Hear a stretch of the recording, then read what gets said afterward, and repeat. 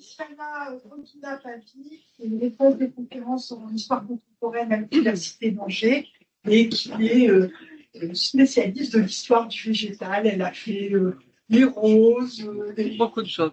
des herbiers, voilà, beaucoup de choses. Merci beaucoup Bénédicte. Je suis un peu navrée parce que sur le programme, c'est écrit que j'aurais déjà dû finir, donc je vais vous dire bonjour, au revoir. Je vous remercie surtout pour l'invitation. Ah, pardon. D'accord. Je vais Faut qu'il tienne un peu vers toi. D'accord. Il veut pas. Déplace un peu. Ok. Donc, je remercie la promotion du M2 de m'avoir invité, de dire quelques mots à la fin de cette journée. Préparer une conclusion comme ça toute la journée, c'est la meilleure façon d'écouter tout. Donc, je peux vous dire vraiment en connaissance de cause que c'était une excellente journée parce que j'ai vraiment tout écouté et noté beaucoup de choses. C'est pas juste une impression comme ça. Donc, si je vous félicite pour cette 24e journée d'archivistique d'Angers, je vous félicite à la fois pour la qualité des interventions que vous avez choisies. Je ne parle pas de la conclusion, mais du reste. Mais aussi, tout a été parfait. Le repas très bon. Le café aurait pu être un peu plus fort, mais ça tenait bien. Votre accueil très professionnel, très agréable. Je tiens aussi à vous dire bravo pour cette belle affiche. Je pense que tout le monde l'a remarqué. Margot nous a appris ce matin que vous avez hésité entre le vert bouteille et le vert sapin. Je trouve que c'est plutôt vert prairie, si on est bien attentif. Et aussi marron couleur bois, et vous voyez que c'est celle que j'ai adoptée aujourd'hui. Mais ce qui m'a intrigué sur l'affiche, c'est l'écureuil. Pourquoi l'écureuil? Je croyais que les archivistes se méfiaient beaucoup des rongeurs, et vous avez choisi le plus gros rongeur de notre forêt. Et en plus, d'après ce que je sais aussi, l'écureuil a la réputation d'oublier où il a mis les choses. Donc, j'espère que le vôtre a une meilleure mémoire, mais c'est justement parce qu'il oublie qu'il contribue à ressommer les arbres.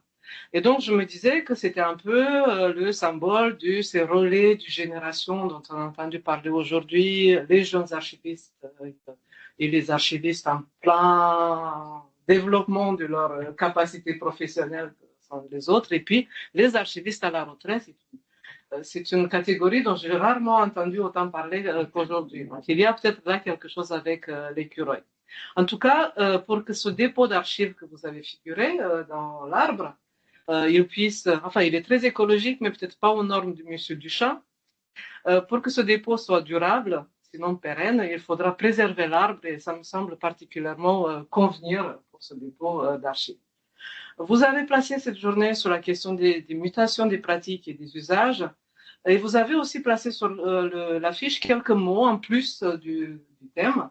Je ne sais pas comment vous les avez choisis et pourquoi là. Je trouve ça intéressant parce que le mot pratique se retrouve deux fois. Et donc, je me dis qu'une fois, il appartient à l'écureuil, parce que c'est chez l'écureuil, et une autre fois, c'est dans le titre de la journée. Et donc, par ces mots, vous avez choisi d'étendre un peu la problématique vers la culture professionnelle et la responsabilité. Et je trouve cela intéressant. Je vais essayer de revenir. D'après ce que j'ai appris aussi ce matin, en 2001, vous n'étiez pas né. Je m'adresse aux étudiants. Je pense qu'en 2002, vous n'étiez pas non plus né. Parce que je parle de 2002, parce qu'en 2002, j'étais à votre place à organiser la deuxième journée archivistique de l'Université d'Angers. Et j'étais aujourd'hui très émue de voir le beau sourire de Valérie Poinçot là, qui était notre professeure et une très très bonne amie à l'époque, et de voir que sa mémoire reste vivace par l'intermédiaire de ce prix. Et j'en suis évidemment à la fois triste parce qu'elle n'est plus là, mais heureuse aussi. Une des choses qui m'ont touchée, moi, quand j'étais étudiante en archivistique, quand j'ai appris les premières notions, c'était le mot définitif. J'adorais ça. Conservation définitive, délai de conservation indéfiniment.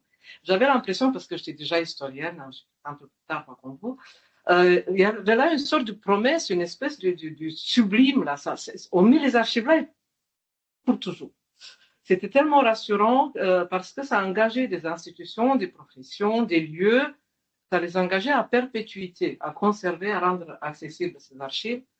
Et puis, tout en faisant la formation, et puis depuis le temps qui passe, j'ai vite compris que cette idée du temps suspendu, c'était pas la Belle au bois dormant, qu'elle nécessitait beaucoup de lutte, en fait, permanente, à la fois avec les effets du temps sur les matériaux, mais aussi à fabriquer des conditions particulières pour créer ces écrans dont on nous a parlé ce matin et des systèmes à l'interface entre l'intérieur qui doit être parfait selon les normes de Monsieur Duchamp et l'extérieur qui lui se réchauffe, donne lieu à des événements de plus en plus radicaux climatiques. Et donc, conservation définitive, si cela veut dire jusqu'à la fin des temps, aujourd'hui c'est nettement moins rassurant parce que comme nous l'a rappelé Madame Maclou-Sabou ce matin, les courbes veulent dire que la fin des temps, c'est pas non plus aussi hypothétique au moins d'un point de vue humain ou de l'habitabilité de la planète qu'autrefois. Donc, cet enthousiasme que j'avais il y a 20 ans, plus que ça, sur le définitif, me semble qu'aujourd'hui, vous l'abordez un peu différemment, avec plus de prudence et plus de réflexion. Et je ne sais pas si nous sommes dans un état de transition, ce qui laisserait croire que les solutions sont là, il faut juste attendre qu'on les trouve. Je ne sais pas si c'est exactement ça, que c'est juste un mauvais moment à penser, mais justement là, il faut trouver, c'est important de trouver une façon de nommer ce moment difficile dans lequel nous nous trouvons. Et j'avais choisi pour éclairer un peu ça la proposition du Donna Haraway qu'Élise Rigaud vient de citer sur le trouble. Philosophe, biologiste, écrivaine féministe, qui propose une réflexion dans Staying with Trouble, donc vivre avec le trouble. Elle dit le trouble, c'est quelque chose de plus efficace pour nous inciter à penser et à agir parce que ni l'espoir, qui serait de l'optimisme naïf et insouciant, ni le désespoir, l'anxiété, l'idée du fichu pour fichu, paralysant l'action ne sont des bonnes postures. Il vaut mieux apprendre à vivre avec le trouble par ce qu'elle appelle la responsabilité, mais en deux mots, responsibility, donc la capacité à répondre. Et ça, en français, il y a une graphie particulière, vous pouvez la trouver facilement dans la traduction, mais la capacité à répondre aux enjeux, elle trouve que c'est quelque chose de plus intéressant, surtout qu'elle l'entend en deux sens, répondre à, donc aux défis, aux enjeux, etc., se mettre en correspondance avec le réel difficile, mais aussi répondre d'eux. Et c'est là que le mot responsabilité que vous avez mis là me semblait intéressant. Capacité de répondre d'une action ou d'une idée devant ceux pour qui elles auront des conséquences. Que ce soit des humains proches ou lointains, mais aussi animaux, plantes, rivières et tout le reste. Donc répondre à et répondre d'eux. C'est ainsi que l'expression employée par Elisabeth Véry ce matin, acteur de l'environnement, prend son sens parce qu'il me semble que ce dont vous avez débattu aujourd'hui, c'est des acteurs qui sont les archivistes, les services d'archives, les producteurs d'archives, mais aussi les archives elles-mêmes qui ont un pouvoir d'agir dans ce système-là. Donc, on peut dire comme Damien Amar ce matin, n'ayez pas peur, il n'a pas dit au sujet mais de ça, mais en vous invitant à parler. Et c'est difficile de ne pas avoir peur quand il y a urgence, parce que l'urgence fait peur. Urgence de l'action, bien entendu, comme nous le disait Patrick Cavaillé, qui prend le pas sur la sauvegarde des archives et des mémoires, si on ne prend pas garde à cela, mais aussi la pression du temps en général. En oubliant peut-être que les archives et les actions que vous menez avec les archives sont aussi une forme d'agir particulièrement puissante. On l'a entendu à plusieurs reprises. Il y a aussi dans cette pression du temps beaucoup de fausses idées, peut-être pas beaucoup dans le domaine des archives, mais on les voit partout dans d'autres domaines. Et je ferai la comparaison avec les collections du grain du Svalbard en Norvège, c'est jardin d'Éden glacé, comme il a été décrit au moment de l'ouverture, donc mettre des graines dans un endroit où il n'y avait pas trop d'énergie pour les maintenir à température constante, etc. Cette espèce de mise hors du temps pareil, pour voir, il y a 2 ans, je crois, que l'eau, avec la remontée du niveau des eaux, l'eau est rentrée dans cette espèce de coffre extraordinaire. Et donc de dire, ben voilà, et puis où sont les archives de Svalbard? Moi, j'aimerais bien savoir comment on a gardé la trace de ça, qui va avoir accès à ça. Donc, les grandes solutions comme ça, c'est toujours, faut s'y méfier, c'est mieux de vivre avec le trouble, pour dire, comme François Belch l'a dit ce matin aussi, accepter qu'on ne peut pas tout faire. Et donc, chercher cet équilibre entre empreinte écologique et viabilité à long terme et justice sociale. Et surtout, c'est ça la responsabilité qui me semble importante, capable d'ajuster en permanence les réponses que l'on peut proposer sans avoir cette illusion qu'on avait, nous, il y a 25 ans ou plus, que ces réponses sont des vraies solutions, qu'elles sont définitives, qu'on les a trouvées une fois pour toutes et qu'on peut les répéter toujours. Ou bien se méfier, comme on a entendu aussi aujourd'hui, de cette façon de saupoudrer un peu du beurre par-ci par-là pour dire on a fait quelque chose. Donc c'est en ce sens que l'évolution des pratiques, d'après ce que j'ai compris, doit doit rester cette espèce de réponse A et de réponse 2 qui entraîne des transformations des identités professionnelles, travaillées, comme disait Bénédicte Gray tout à l'heure, par les enjeux professionnels. Un autre thème qui m'avait fasciné, c'était la dématérialisation. Et on l'a vu aujourd'hui que le non matériel n'existe pas, qu'il y a une autre matérialité, que toutes les activités et tous les supports sont des fonctionnements qui demandent de l'énergie, de l'espace, d'une façon ou d'une autre, et ont des conséquences et des empreintes concrètes et matérielles. Et donc, il s'agit à chaque fois soit des transferts de pollution ou d'ajout des strates divers des effets. Charlie Jolivet citait un titre tout à l'heure, les archives, combien ça coûte. On voit bien que le coût reste un coût d'argent, mais aussi un coût de la conservation et des autres activités des archivistes, le coût écologique, tout a un coût, de la consultation à l'élimination et partout. Il faut aussi aborder là tous les écosystèmes dans lesquels s'inscrivent les archives, et ça aussi on a entendu depuis ce matin. Si on parle du poids des archives, il faut aussi les considérer comme un argument du poids ou une preuve qui pèse ou qui devrait peser dans l'activité militante et politique, et c'est une autre partie importante de votre journée, alors que ces trajectoires doivent emprunter des courbes différentes. Quand on voit la fiche de campagne de René Dumont que nous a montré Kintambe, on voit bien que la séparation des chemins défendus il y a 50 ans, on l'attend toujours et qu'elle n'est jamais aussi simple et linéaire qu'elle pouvait la présenter. Si je me place dans la posture d'historienne, qui est la mienne, ce qui me semble tout à fait remarquable dans une journée comme celle-ci, est de retrouver la nature protéiforme des problématiques environnementales chez les historiens, avec la différence remarquée par Magali Moisan des archives de l'environnement et sur l'environnement qui ne sont pas exactement la même chose. L'intervention des structures publiques en tant que producteurs, au lieu où ça enregistre les événements et les décisions, des décisions politiques, d'aménagement, de gestion des forêts, des zones humides, etc., montre que les archives publiques peuvent être interrogées sous un aspect environnemental une fois qu'elles ont été travaillées aussi sous toutes les autres façons de faire l'histoire. L'eau, pour apporter un élément de réponse à Patrice Marciou, me semble en quelque sorte le sujet naturellement central, en fait.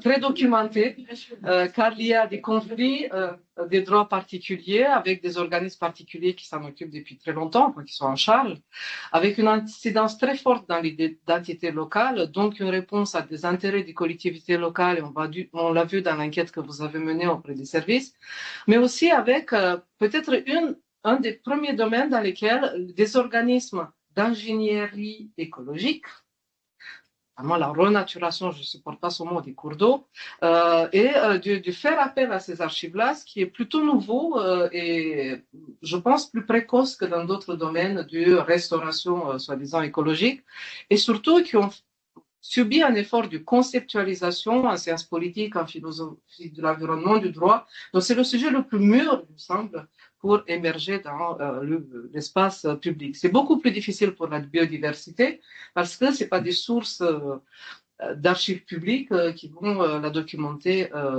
facilement. Donc, si toutes les archives existantes dans les archives publiques peuvent aujourd'hui être interrogées sous l'angle environnemental, donc pas seulement comme une histoire de l'environnement, des questions environnementales posées à l'histoire, il me semble normal que les archivistes aient du mal à identifier certains fonds comme étant des fonds environnement parce que tout peut être environnemental. Et aussi,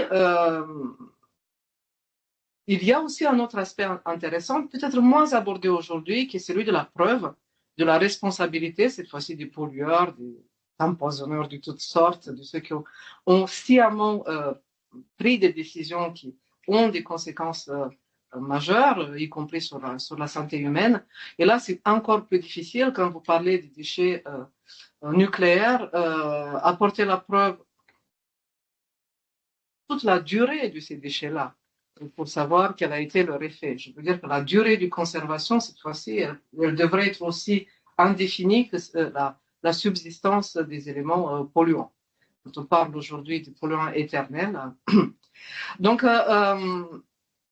les oppositions, les moyens de réclamer, de défendre, portés par les associations et les groupements et les partis militants et politiques, sont aussi très inventifs, il me semble. Et il est d'autant plus impératif de sauver, de rendre consultables des archives restituant ces angles importants pour l'histoire. Les archives des militants et des associations ne sont pas seulement un complément d'archives institutionnelles. Et l'exemple que Chloé Mers nous a donné sur le sabotage des registres d'enquête publique m'a paru particulièrement intéressant, parce que si on les cherche seulement dans les archives publiques, on ne les trouvera pas. Ou pas de cette façon-là, il faut plutôt regarder du côté de la police. Donc, il y a ces aspects extrêmement intéressants, même que les témoins inscrivent en toutes lettres ne pas remettre aux archives départementales, comme on l'a vu sur une des diapositives. Vous avez parlé largement d'archives dans le sens propre. Elise Rigaud peut aborder aussi le sens plus métaphorique, mais il me semble aussi important d'appréhender dans la même sphère de réflexion ce sens plus élargi du trace de l'action humaine produite par n'importe quel organisme public ou privé, personne physique ou morale dans le cadre de leur activité. Je joue un peu avec les définitions, excusez-moi. Mais aussi parce que ces traces-là, les documents témoins, vestiges ou autres choses, sont inscrites dans le vivant, dans les roches, les paysages, les sédiments. Et donc, il y a là besoin de pouvoir envisager ces traces involontaires dans l'histoire environnementale. C'est pas facile. Certains endroits sont plus propices que d'autres.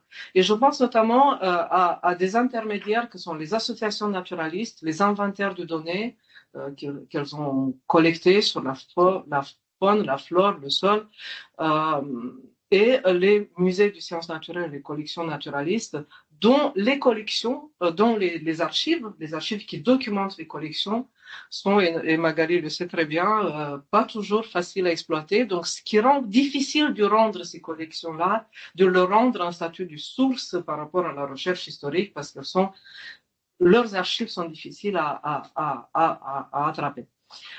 D'où cette question-là qu'on a vue sur le slide de Rachel, Margot et Lisa.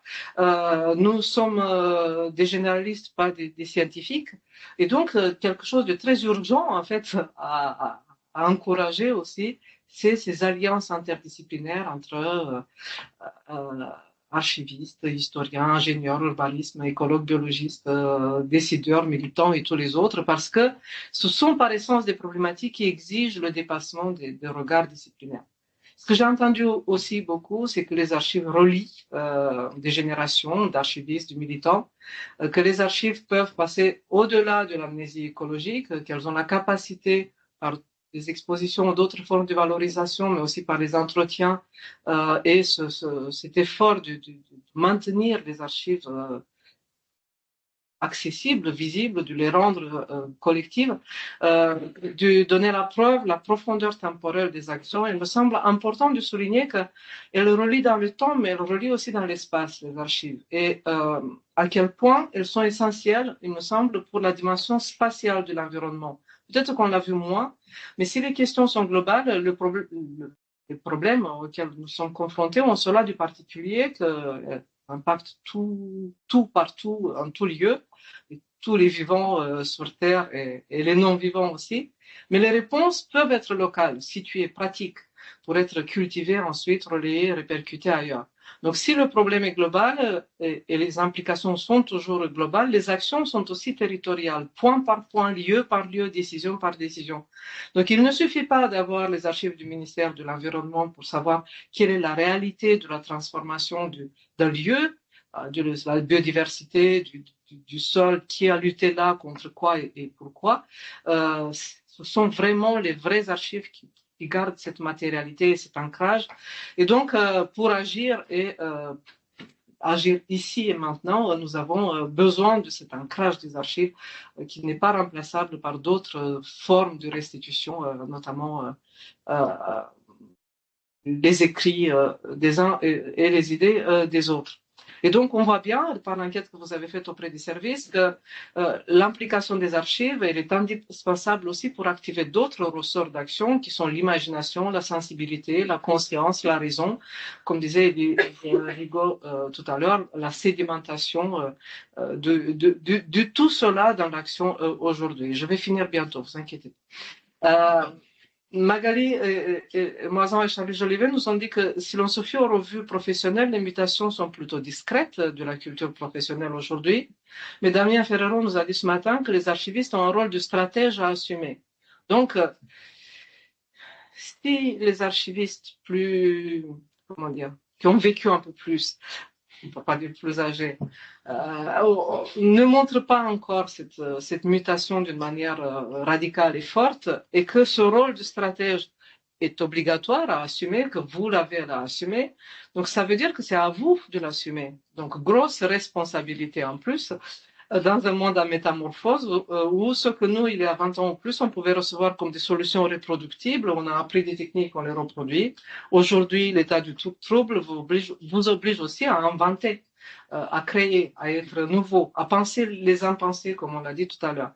Donc la fin de vos études, c'est pas la fin, je sais que vous avez le stage, est le bon moment pour se poser ces questions dans un tel cadre ouvert et propice au dialogue, parce que votre culture professionnelle est déjà bien solide, mais elle est pour l'instant celle de l'enseignement, de l'intervention des professionnels, de vos lectures et de la recherche. Et j'insiste sur cette dimension-là, qui a été aussi mentionnée ce matin, parce que vous avez été nourri de questions, d'invitations à penser, et qu'il est précieux de les garder, même quand le travail va vous sembler un peu cadré par les administrations, par les structures, par les lieux où vous êtes.